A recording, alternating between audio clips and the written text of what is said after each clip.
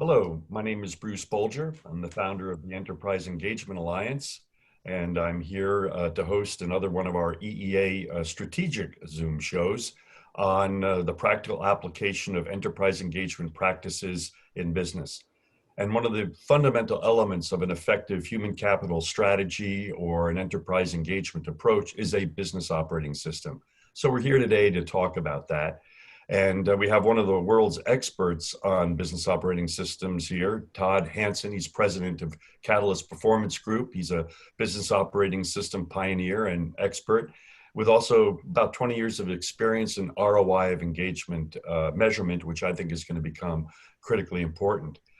We also are lucky to have Bob Pankratz, CEO and founder of an information technology company that's actually done quite well, thankfully, during this terrible pandemic.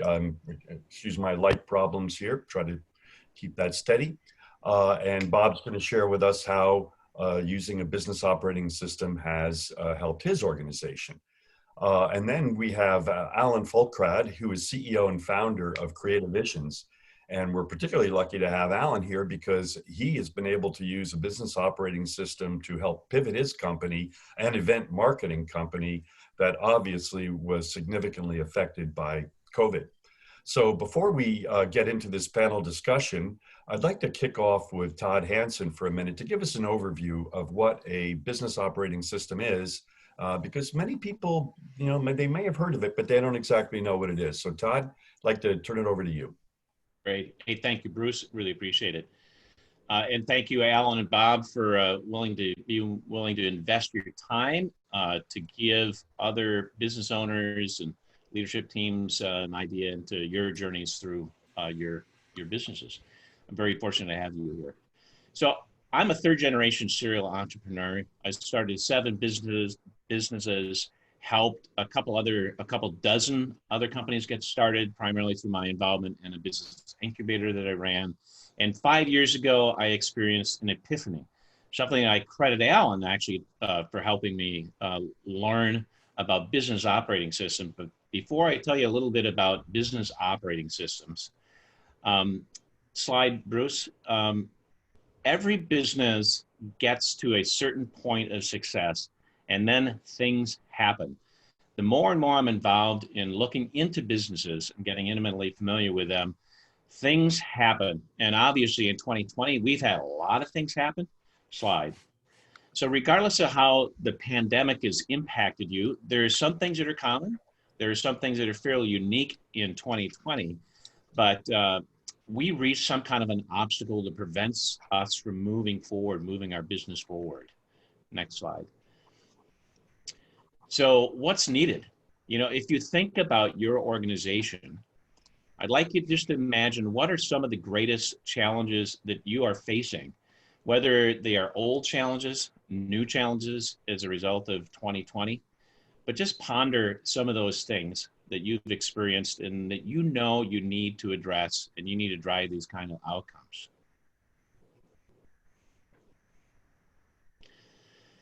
So my epiphany 5 years ago was business operating systems. Wikipedia has their definition for it. It's not really a new concept. In fact, a lot of very large global organizations use business operating systems, common structure, principles, and practices. I like to bring this right down to the ground level.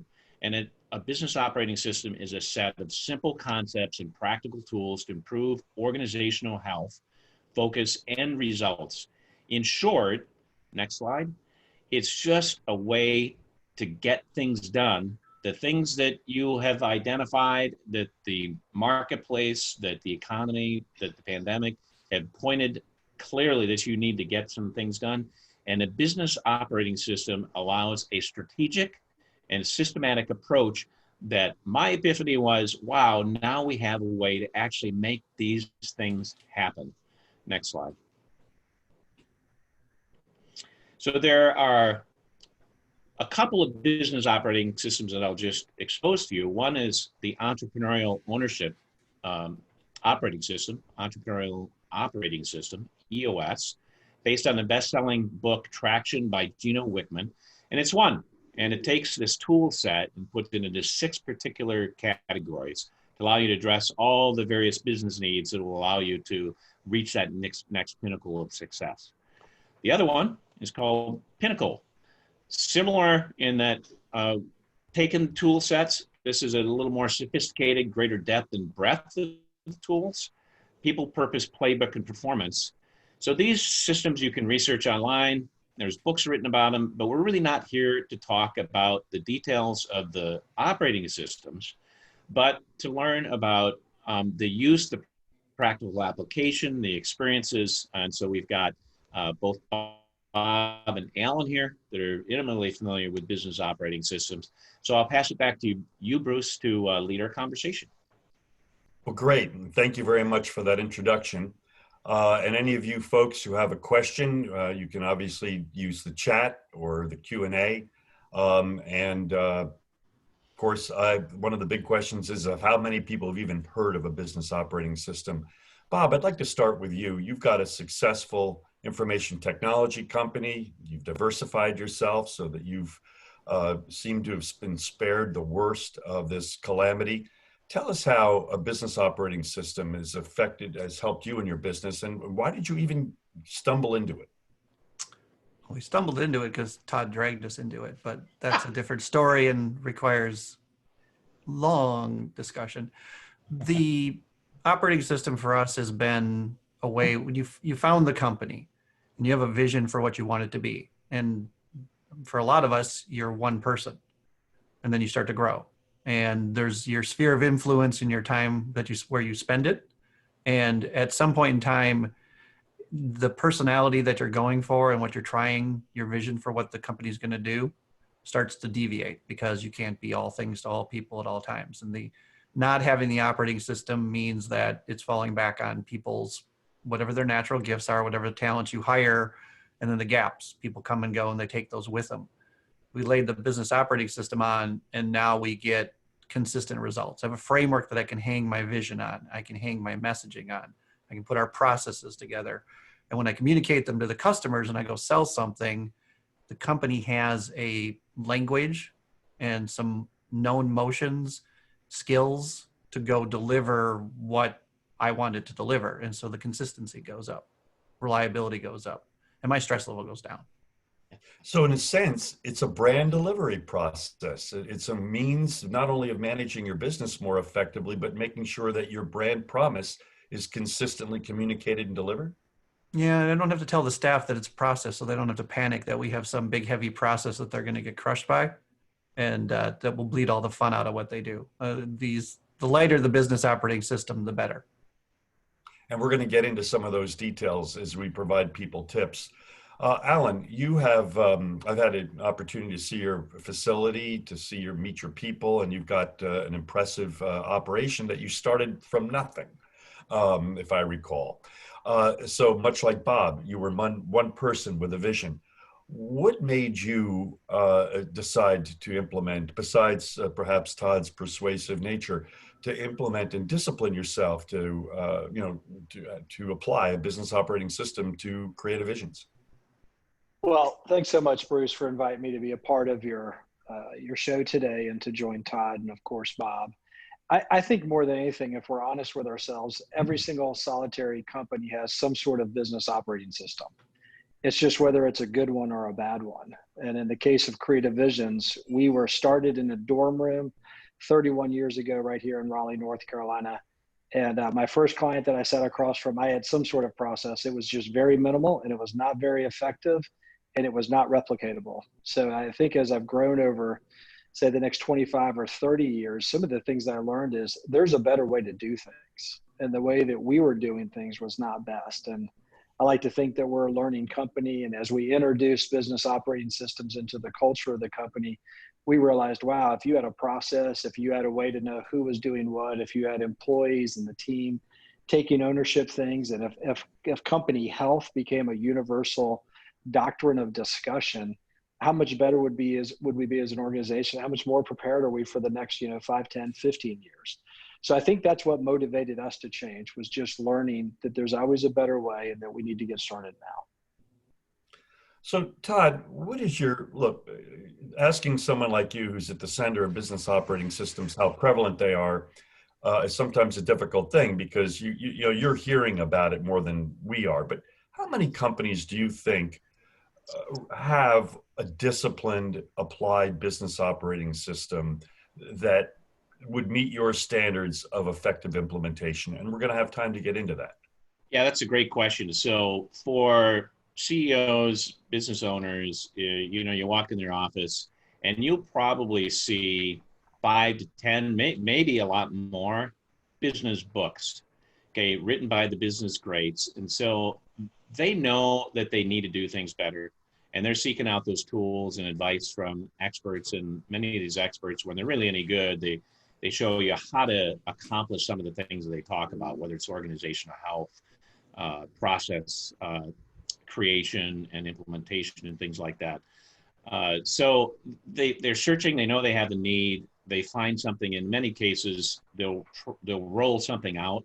The challenge with it is that most business owners and entrepreneurs, I mean, they're idea factories, right? And they learn fast and they want to move fast.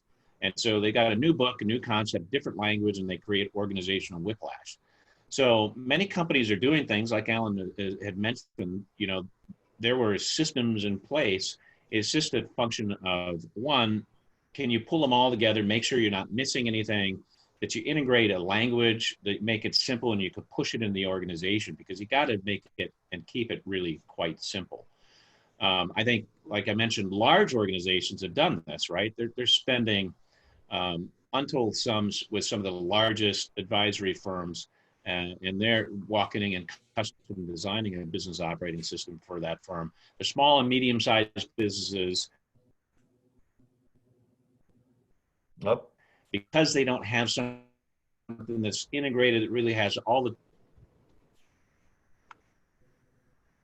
Todd, by the way, is located in beautiful Appleton, Wisconsin, which is in God's country, and I don't think the internet connection on his apple farm is the same as our colleagues here. So he'll join us in a second. Bob, you said a very interesting thing in your, you implied at the end of your overview that it's actually motivational to have a business operating, that it isn't necessarily a layer of bureaucracy that's going to drag everybody down, that if it's implemented correctly, that is actually, people like it, that they enjoy the transparency. Did I read into that, or is that one of the benefits? And I'm going to stop the video because I have to address a production issue, but please answer that question. Okay. No, I think you're dead on with that interpretation of it. What we have in the tech industry, and Allin has probably some of these similar challenges, is we have some very seasoned people who have been in big businesses and have done things. But the core of our talent is younger, inexperienced in business, and very talented. And they know how to do their talent. They don't necessarily know how to do business. And so when you can give them a consistent set of rules, the playbook, like some people call it, or just the techniques, and if you can introduce it to them in an iterative nature and say, we're going to teach you how I need you to do this, and here's the rules to the game, and we can gamify it a little bit, especially with the younger generation, it resonates, and they follow the game. They get a good result. They get a positive feedback. I get what I need. I get to champion them. My clients call up and say, this person's a rock star, and I get to share that. And it just becomes a feedback loop, and it works really well. If it's fun, they embrace it. Nobody wants to sit around and do something all day long that's drudgery. If it's drudgery and it produces good results, why are you coming and doing it every day? Allin and I founded companies as entrepreneurs, and I know I'm right without even asking him. We did it because we enjoyed it. We started with something we had a talent for, and if it was fun. If it wasn't fun, even anybody that's a serial entrepreneur, we'd pick something else and go do something different. Yeah, I'm sorry, we're having a little problem here with Todd. Bear with me here. I'm trying to, there he is. I'm with you. I just paused my videos off. Okay. Well, anyway, yeah, sorry, I thought we had lost you there. Oh, all right, okay. You're gone again. Well, Allin, I want to start getting a little bit granular about the application of so how did you get started? And when you answer that question, I want to ask you, how this relates to your brand. I know that Creative Visions, I think you're pretty, you have a brand, you have a culture there.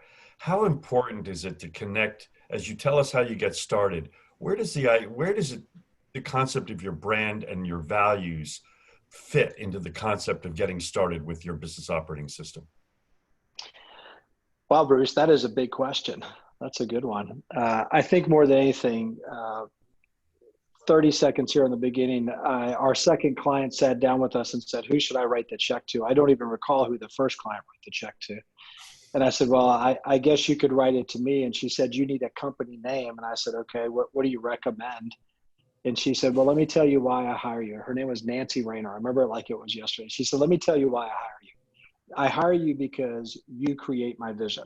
She said, I know what I want. I just want somebody to go make it happen. And so I was like, fantastic. So from that point on, we were known as Creative Visions. When we started using a business operating system, it was probably about 6 or 7 years ago. I was with a group in Puerto Rico. It was 23 business owners from the rental and staging network from around the country, really North America. And we had a presentation. And that presentation was on different techniques that you use as you put together the business operating system. It ended up tying back to EOS in the book Traction. And instantly I knew that was exactly what we needed, because as Bob said, we love starting businesses. We love running businesses. But then when you run into kind of the same wall again and again, that's really where I was at. I felt like I was hitting the brick wall again and again. And I just wanted to see change happen. So we brought in the business operating system, and it was probably 6 months of really, really great challenges. It was hard work. One of the things that a BOS helps you with is you can't hide from it. When you're having scorecard reviews, when you're having weekly meetings, when you're all getting aligned and on the same page, the things that you can kind of ignore in some cases, you can't ignore anymore because it's right there in front of you. So we went through about 6 months of challenging adaptation, and employees were, in our case, employees were sometimes often frustrated. Why are we doing this? Why are we trying to figure this out? Why does this matter? And ultimately it became a lighter load, but during the process for us, it was actually somewhat at times really difficult to even talk about. Employees asking, what do you mean we're trying to figure out how to measure my success? I come and I do my job, and we're like, how do we know what your job is? Or we were redoing our role descriptions, and they were all of a sudden becoming accountabilities.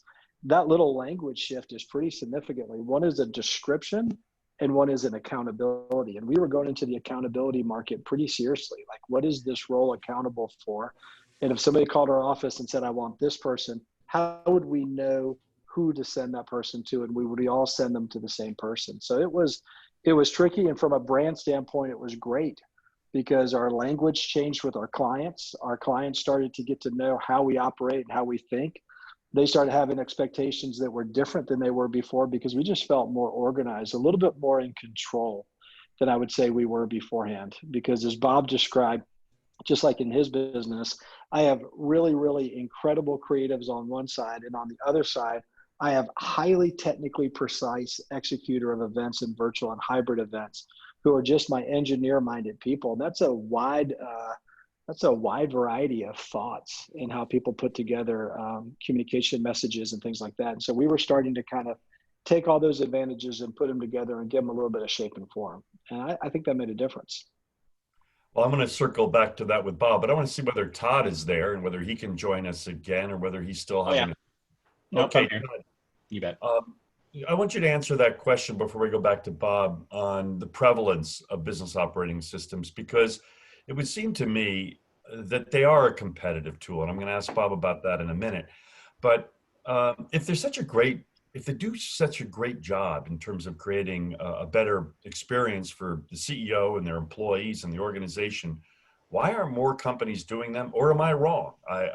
I don't think most companies have a business operating system.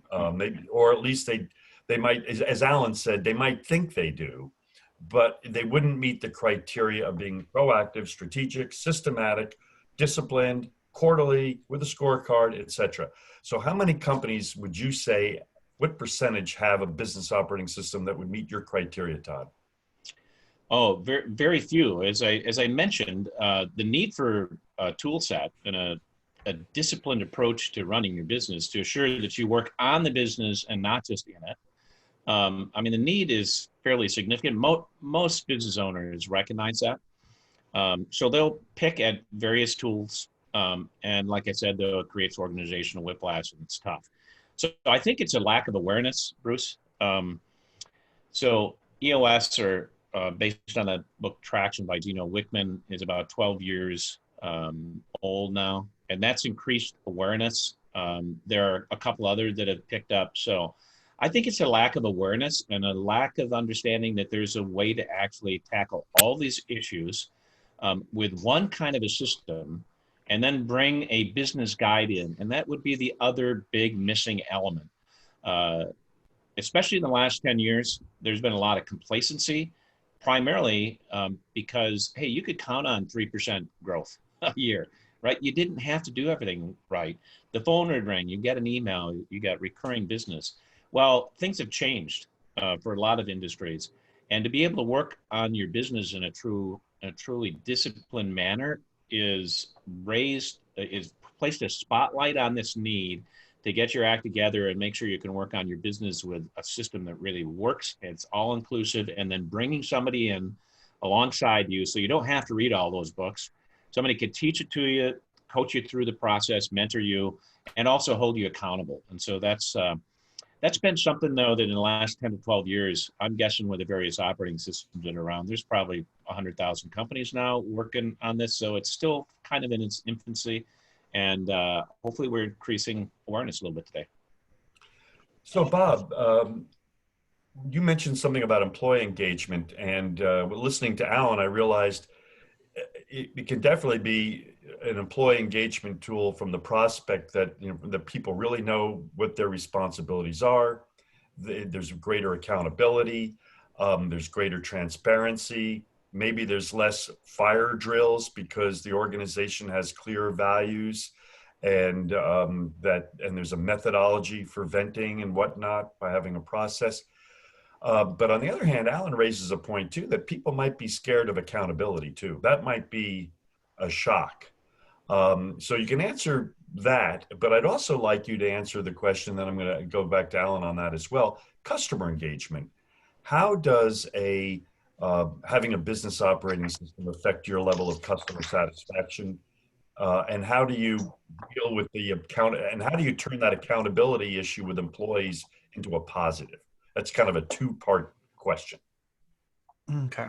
The client part of that's a big question. When you start with the word accountability, there's a big smile that comes on the client's face when they call you up and they say, I have a problem. The problem's where we're going to make our revenue. And they say, oh, well, let me hook you up with so-and-so in the organization. They're accountable for that need. As soon as you phrase it that way, the client smiles, because you just told them that someone in your company is being held accountable for that. It's a very powerful word. And it's a very quick way to say, you're not saying, I'm going to hand you off to the expert on this. I'm going to hand you off to the person that's accountable. We have a similar challenge to Allin's structure. He described art versus delivery, creation versus fulfillment. We have the same thing. Technology needs and creating the whiz-bang technology has to be paired with documenting it and being repeatable and being accountable. Our IT industry is being audited like accounting firms were back in the 80s and 90s. So there's a whole new level of having to get this stuff done. And when you start making people accountable for it with the business operating system, you can start to pair people together and say, you're really good at this, but you're not really that good at being accountable for this thing. But I got this person over here who looks like a scary business person. They're not a technologist. They're not necessarily a nerd, but they're really good at doing that thing that you're not. And you can start to, when you measure people with the metrics and you can figure out where people are failing, you can make the employees happier by getting the things that they fail at off of their plate. Let them do more of what they're good at. And so as you grow your staff, it gives you more vision as the owner. When you come in and start to say, go, I need 5 of the smartest technology people in the world, and we'll go make a bunch of money and we don't need anybody else. Yeah, that doesn't work. It doesn't scale. And then you turn around to the clients and the clients say, who the heck in your organization is accountable for this? And you go, look around the team and go, whoops, Yeah, let me go get some business people to come help with that need, because we're delivering a comprehensive solution, not that whiz bang flashy thing that we did do with a fire drill. The fire drill's fantastic word to use, because not only being an entrepreneur, I was in several small startups during my younger years. And we did things by fire drill. We had a company we worked at, when things went wrong, there was actually a klaxon that would go off, and you'd see people jump up from a meeting and run to the back room to deal with the emergency. It was one of the most amazing, surreal experiences in the world to hear a collision alarm going off in an office, because we were about to just have a huge disaster and lose some revenue that we needed to survive. So not having that going off in my business every day is really good. And so it does start with the word accountability. And the trick is teaching people that, what are you good at being accountable for? And then it's not scary. Allin, hearing it from your standpoint, the customer engagement element, is that one of the ROIs of a business? What is the, if I recall with your company, you have a pretty high level of customer retention, was the last I was aware of. Would you say that a business operating system helps contribute to customer retention, customer engagement?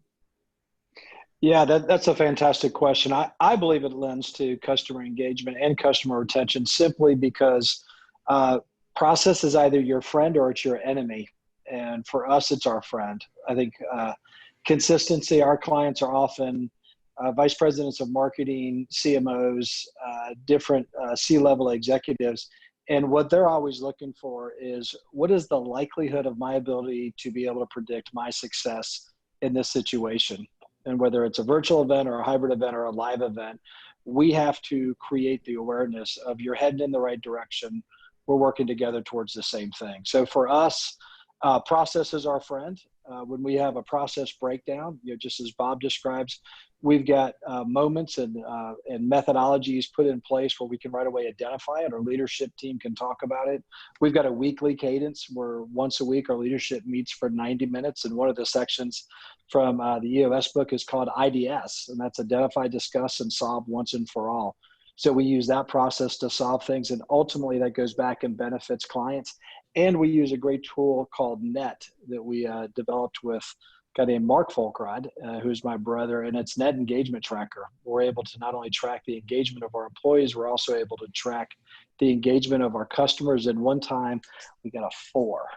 A 4 is really bad. And it was on a really important client. And as soon as we got that, we were able to drop in, really assess what was going on, and then going back to the client. And the next week they were back up to a 7. So a lot of clients, we want to be happy, but sometimes we have a client that's not happy. And because of, I think, the BOS that we use, we were able to have feedback mechanisms that got us the answers we needed. And for me as the CEO, it's information in a timely fashion, and then the organizational structure to move it forward and to solve it. So I think that's the biggest way that we help engagement. I also think that the clients like just knowing that, there's ways to improve, and because they're looking to improve ideally by contracting us, and we're looking to help improve ourselves by being in a relationship with them. And even during COVID here, what better time to understand the importance of relationship than right now? Well, we're going to get a chance to talk with you a little bit later, Allin, about specifically, your industry was affected more than any by this pandemic. So we're going to talk to you about that. Todd, getting back to you for a moment, what is the state of mind of the CEO that comes to you? What makes a CEO have an epiphany, or a CFO or senior management go, something is not going right here? Kind of give me the different use cases of people who gravitate toward getting their closet cleaned up, if you will. Yeah, there's typically 2 things, and one is when the pain gets great enough, the level of frustration is high, and I just call it running out of fun. And I see that all the time with small businesses that grow to a point where the founder, the visionary, the idea factory, just, it's like, it's too big. I can't have my fingers in everything. My people don't have the proper authority, autonomy, skills or tools that they need. And they just start to run out of fun, and they go, there's got to be a better way. I also like to call it, hey, a business operating system can help you fall back in love with your business. The other thing, which is unique, was there was a recent piece just put out by Deloitte, and it's called their piece is called "The World Remade by COVID-19." So they did a survey of CEOs. 77% reported that the crisis created significant new opportunity for their company. So there's pain, and then there's this recognition that, wow, I mean, there's another peak, right? We've accomplished some kind of level of success, low, medium, high, whatever it may be, and now it's like, what are we going to do next? What's going to get us excited, the whole team energized, create new revenue sources, drop more money to the bottom line, because when there's no more profit, lots of great things happen for employees and clients in the community and vendors even. So those, I think, are the two serious elements to motivate people just to do things different. So Bob, when I think of a business operating system, I often think of customer relationship management software, and I'll tell you why. I'm, as you can see from the few gray hairs I have, that I was there at the beginning of the CRM revolution. And I was a young man in my career, and I saw that, and I covered business media. So I saw the beginning, and there was a whole world of CRM long before the world that's developed now. And I would say that after 30 years, CRM is still not a mature industry. I would argue that most companies still are not using customer relationship management software in the true potential of having one-to-one relationships with everybody in my organization. And the reason for that, and it relates to BOS, is that sometimes the pain of getting to something, even though that something is going to be fantastic, like greater health, getting my my BMI, body mass ratio correct or whatever. It takes a lot of exercise. It's painful. I get the feeling that what stops a lot of companies from moving from an ad hoc reactive fire drill culture to one that is strategic and systematic and proactive and managed is the same thing that stops people from really taking advantage of CRM. The pain and difficulty of it is just perceived to be greater than the relief that will be provided by it. What's your perspective on that? And feel free to disagree.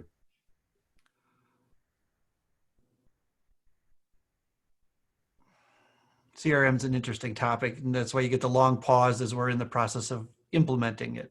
So you hit a lot of interesting buttons there. A lot of it has to do with the pace of the business. So how do you react quickly enough to the customers and track all of that stuff? And that, if when you get into that CRM topic, we can definitely go have an adult beverage over that and have a long conversation, because I have a lot of thoughts on that. Implementing those kinds of tools, if they add too much friction to what you're doing, the people aren't going to do it. And the relationship holders tend to be the best at dancing on the hot roof. They do their best when they're winging it and they're doing it, and the organizations are going to struggle when they don't capture what's coming out in the performance. And sometimes sales is a performance art. What's coming out in that process, getting it captured and then delivering it, and those things start to break down. I get so focused on the CRM, I actually lost track of the actual. The question being, tie this to the BOS implementation slow? Okay, thank you. The pain, and you just got to kind of do it. It's got to be important enough. The business operating system gets a little bit of a win, because if you're on the top and things aren't working, sooner or later you're gonna have that moment where you go, well, crud, I'm accountable for getting this done. And Todd mentioned something earlier I wanted to allude back to, was having someone outside of the organization that the owner or the founder is accountable to and said, yeah, I'm going to go do this, helps a lot. Because at the end of the day, we're not accountable to anybody. And that's why a lot of businesses don't do this. It's business book of the week. You just said it. Todd said it earlier. There's the book there. The owner reads it and throws it on the table and says, we should do this, and then walks away. Well, somebody's got to hold me accountable for, okay, we're going to do this. And, there's a number of ways to do that. You can get someone in your organization and give them the job. You could hire an outside consultant, and now you're getting a bill. So you're going to go do it. But you got to get through that pain curve So when the CRM does capture something, so now we're back to CRM and I capture a relationship and I don't have a good system for it. At least if I have a business operating system and one of our customers calls up and says, in our world, hey, I need the passwords. That's code for your competition's in the building doing an audit. And when that happens, as the owner of the company, if I have a good business operating system, I can look at 4 teams of people and say, customer X just asked for the password, go. And I don't have to go have a fire drill. That means that something's wrong with the relationship. Everybody needs to dig in. And Allin mentioned EOS and the IDS process. We're using that currently. I know that that statement will get IDS'd in every team meeting where it's effective, and that change will happen very quickly. And with luck, when I'm reaching out to manage the relationship with the customer, whatever caused that event will probably get it addressed pretty quickly because someone in the company knows why that's happening. So these, if you can get over the pain of it and the time, it's going to save a lot more pain on the other side of it. But it starts with, you know, the leadership to be accountable and say, we're going to do this, and then figure out a way to remove the pain. Every company's got a culture. If you have a company where you can throw a book on the table and say, everybody go read this, great. My general reaction is if I throw the book on the table, it's a paperweight for 80% of my staff. My high fact finders, they're going to read it and go, this is cool. My engineers, but my other people are just going to be like, why are we doing this? So in our case, we had to be iterative.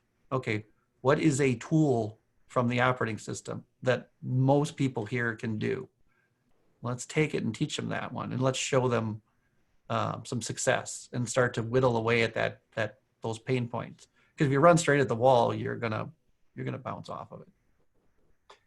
So, well, Allin, kicking off of that, or you get this.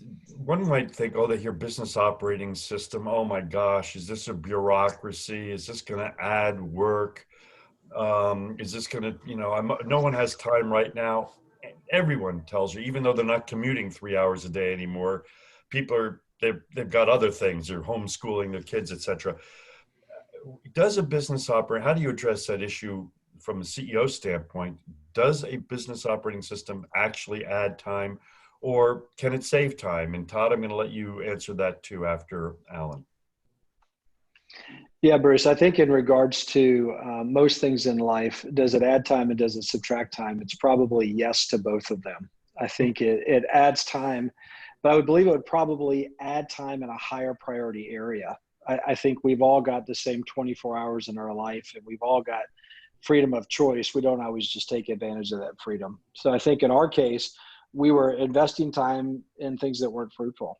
And because of that, it was perfectly appropriate to reassess where could we invest that time in a better way. And so we shifted some gears. We looked at, in our case, it was traction, as we shared. We looked at EOS, and we just learned that there was a lot of places we were dropping the ball. Now, just so everybody knows, once you get into a business operating system, there's going to be some time that you're going to sink that's not fruitful. I think we spent, as part of that first 6 months of getting started, really glad we got started, but there was places where we just discovered we could not answer some of the most basic questions, and we'd find ourselves down a deep road with what seemed like a real block, and we would have to kind of dig our way back out and go, why do we not know this answer after running our company so long? So we sunk some time. Hopefully that investment became fruitful, and we were able to use it in different ways.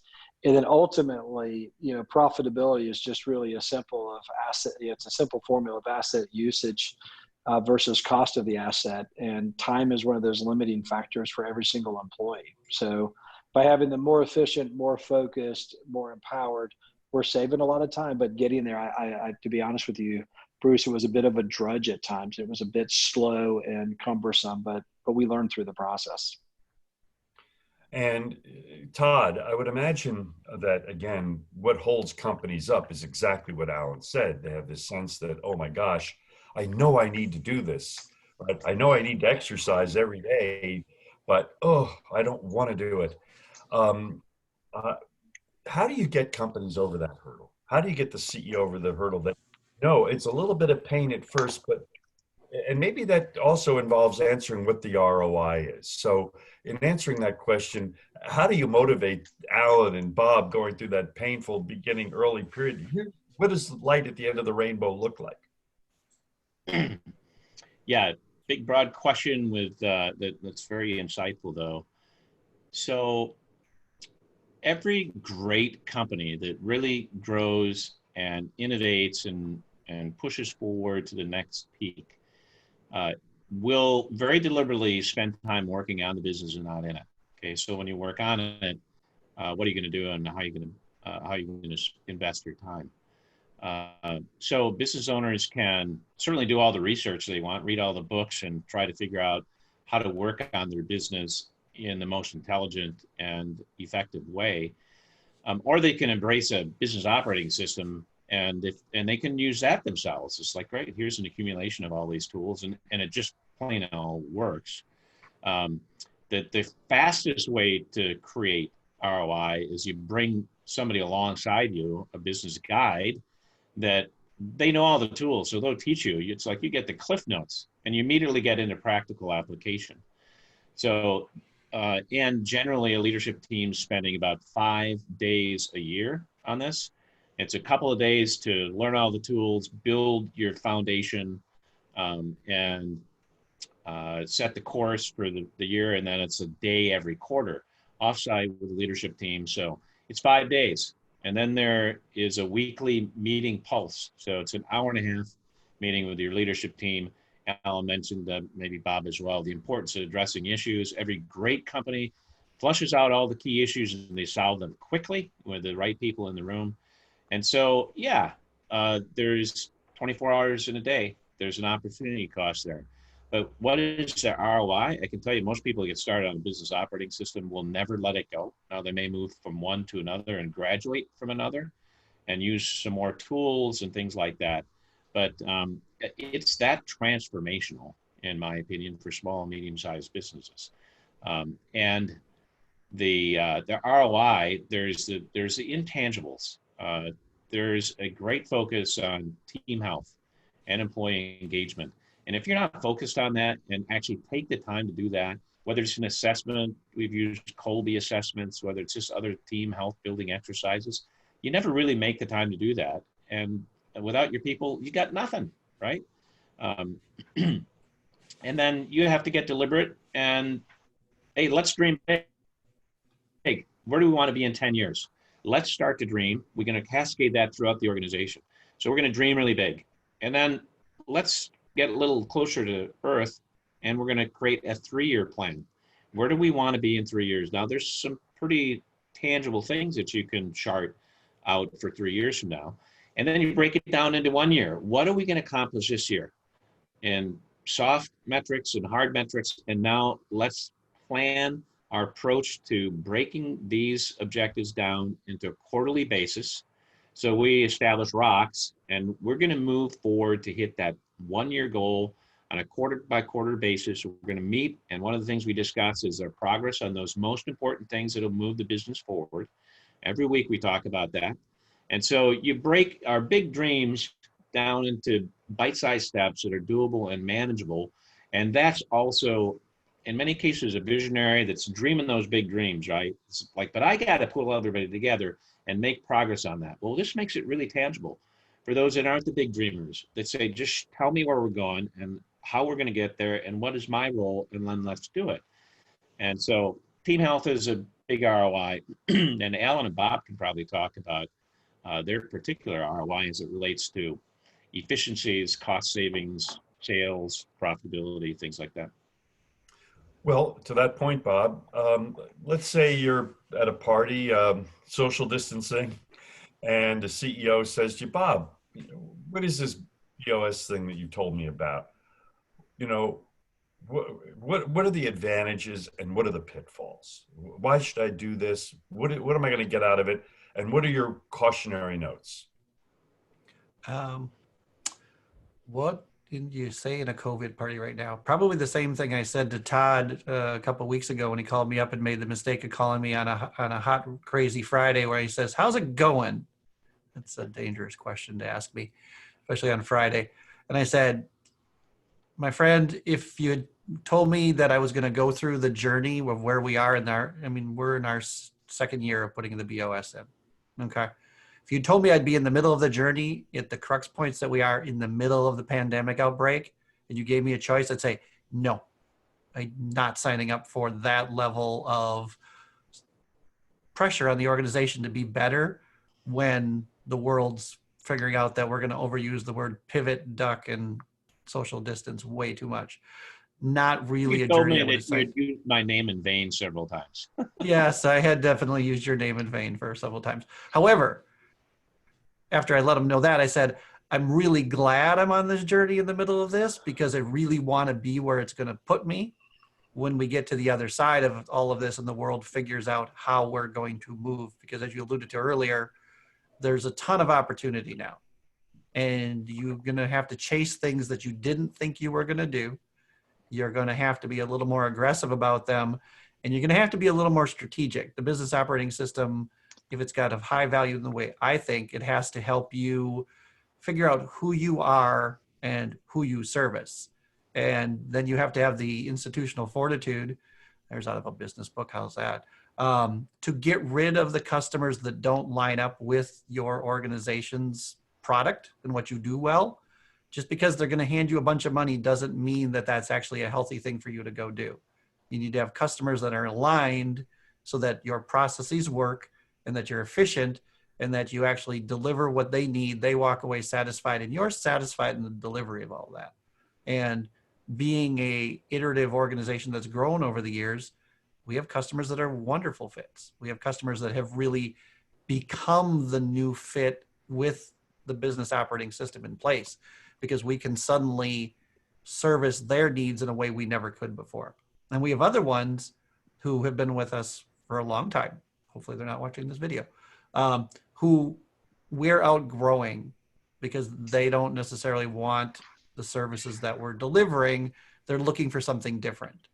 And these structures give us a way to figure out how to deal with all of that. So it's an interesting thing to go through this. So it's interesting because in a sense, having a strategic and systematic approach makes it sound like you're rigid, but if you're doing it right, it actually makes you more agile and resilient, it sounds like. We can, there's an old adage is if you make drill bits, what do you make? You make holes. That's what you're selling to the customers. And so, but was that what you were doing last year? And so our industries, however, one of the downsides of getting into the IT field is that every 18 months, you better be paying attention because what you're selling people is changing. What my customers bought from me 18 years ago doesn't look anything like what they bought from me last week. And in 3 years, it's not going to look a thing. During the pandemic outbreak, we moved on the order of 800 people to working from home in 1 week. And when you have a business operating system and this happens, you can be flexible. Our customers, we called them up and said, oh, you're being thrown out of your building. Take your computer and go. Call us when you get home. And I go on to the internet and I get on Reddit and I see other MSP owners saying, just ranting about how dare their customers dare to take their computers home. And how could they possibly expect us to make them work? And it was just mind blowing. I looked at my team and said, we can do this. We have a structure for this. This is what these people need to do. This is what they pay us to do. We're just going to go do it. And nobody blinked.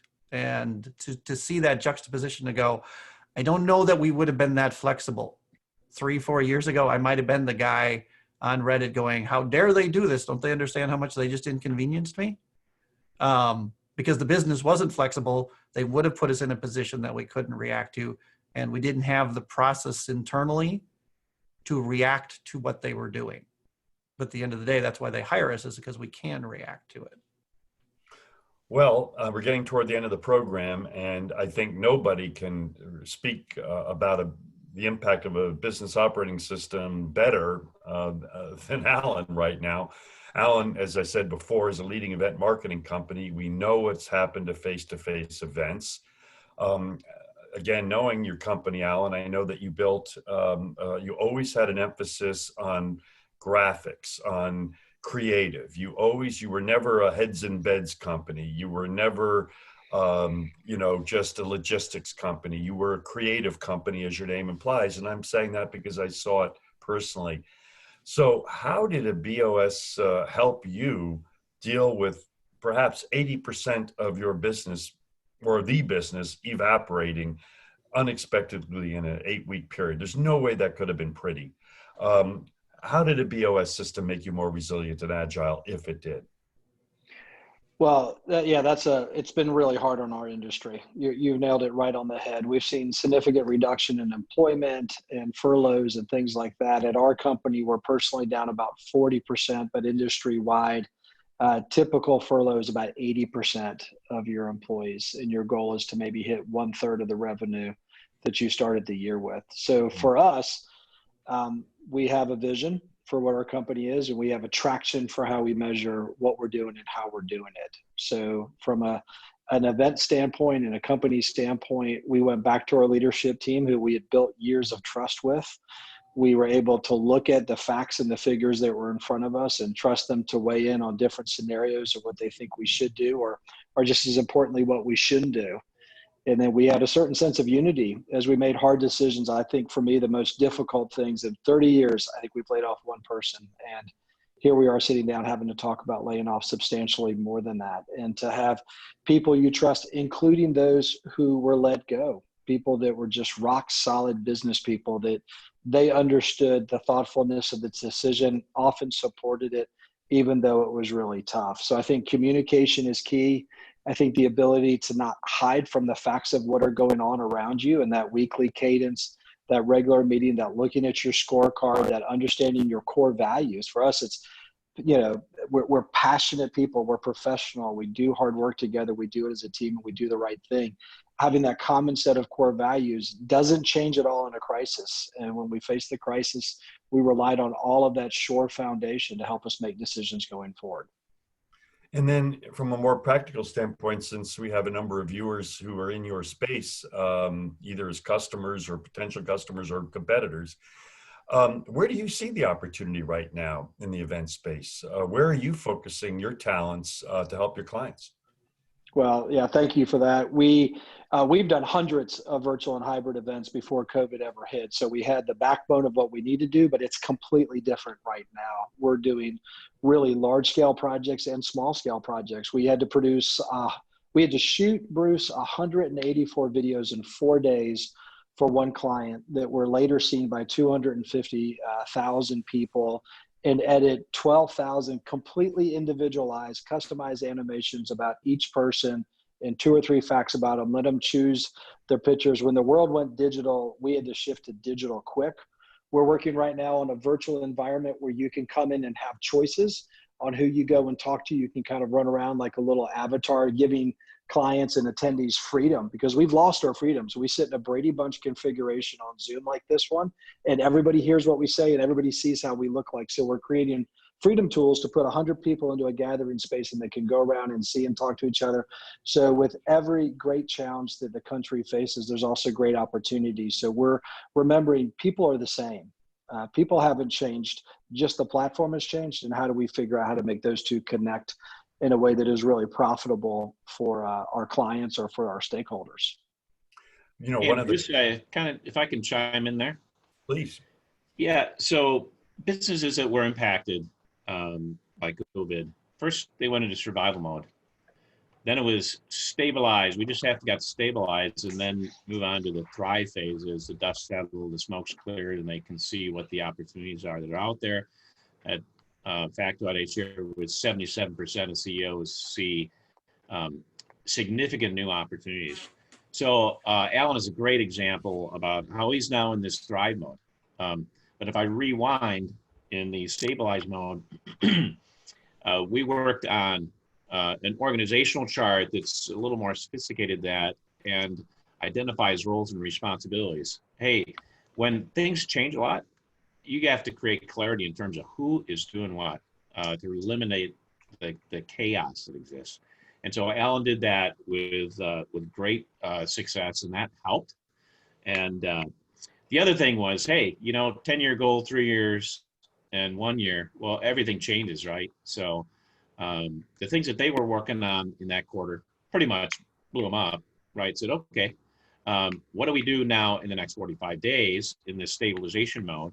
And now it's a function, hey, we could start to dream at least a year out and beyond that, and reestablish our priorities and make sure we're moving the company forward rather than just, again, working on the tactical and in the business things.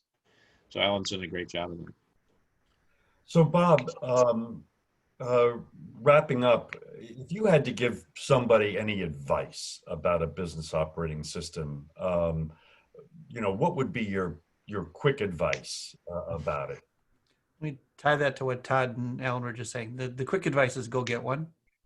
It's that simple. Right now, there was a Gallup poll before COVID hit. 31% of the United States workforce, at least, had worked at home 1 day a week minimum. After COVID, 67% of the people working at home more than 4 days a week. They polled everybody to see how they were feeling. 62% want to continue to be working from home a minimum of 50% of the time. That completely changes what we're doing. It changes the events that Allin's driving. It changes the services I'm providing. And all of the things that we have to do to run our companies mean that we now have a workforce that has realized that spending 2 hours in a car a day is a waste. And if we want to be a competitive organization that can employ these people, manage these people, and actually be comfortable that they're doing what they're supposed to do, because managing someone that you can't see is a whole different thing. These business operating systems are a great framework to help these people succeed, build trust, and have systems that allow that to happen. We've been a virtual firm for 18 years. The business operating system was a unique journey for us in the sense that it was very structured. We did it by cult of personality before that. We were very good at doing the mobile stuff. I am personally sitting in the catbird seat as the virtual CIO for a lot of companies. I see them going through this journey, and I'm watching the other business owners struggle with that reality of the people don't want to come back. And the ones that have an operating system are doing really good. And the other ones are running around asking me for solutions to monitor and prove that the people are screwing up. And it's a really bifurcated experience. You go, okay, I can see why you're having that issue, because your management structure needs to mature. You need a business operating system. And so we start to have those conversations with them too and say, hey, have you thought about this? Would this help? So Todd, we're at the end of our show. So if you could just kind of give us your quick takeaways, and also I think you had an offer related to a book. So if you could just kind of share your final thoughts there while I share the screen here. Yeah. So oftentimes we do get into that conversation, Bob, about how are you doing? I like to follow that up with how are you really doing? Okay. And I'm doing great, but I think my greatest source of excitement and enthusiasm is that there are so many companies that are moving into this thrive phase, and they're jumping, they're recognizing what are the unique opportunities. The hardest part is behind us. Obviously, we have a lot of uncertainty, and pointing back to this Deloitte paper, we are in uncharted waters. Leaders who take decisive will ensure their organization's resilience. So I know that a business operating system works. I know it can help us take us to the future where, quite frankly, I think we're going to look back at this time and say, wow, look at all the things that have happened as a result of all the pain and discomfort and inconvenience. And it's really exciting. You hear it a little bit from Bob and Allin, and there's so many other business owners that are going, hey, look, I'm either going to play not to lose or I'm going to play to win, so let's go. And yeah, I do have a book for those that would really like to learn more about a business operating system. It's called Get a Grip. And it's a business fable about a company that uses a business operating system to take their dysfunctional company, which most are to some degree, and then move them forward with greater clarity and success. So just let me know. I'll be happy to send you the book. Well, so folks, anyone attending this live webinar or attending the webinar recording, email me, Bruce Boulger, at Bolger at the ICEE.org. That's BOLGER at THEICEE.org. And I'll send that on to Todd to send you that book. Folks, thank you all for attending. Bob, Todd, Allin, terrific information. We'll be posting this on the Enterprise Engagement and Human Capital YouTube channel probably within an hour. So again, thanks for your time and for sharing your information about business operating systems today. Thank you, Bruce. Thank you, Bruce. Allin and Bob. Thanks, Bruce. Appreciate it. Thanks again, folks. Bye-bye.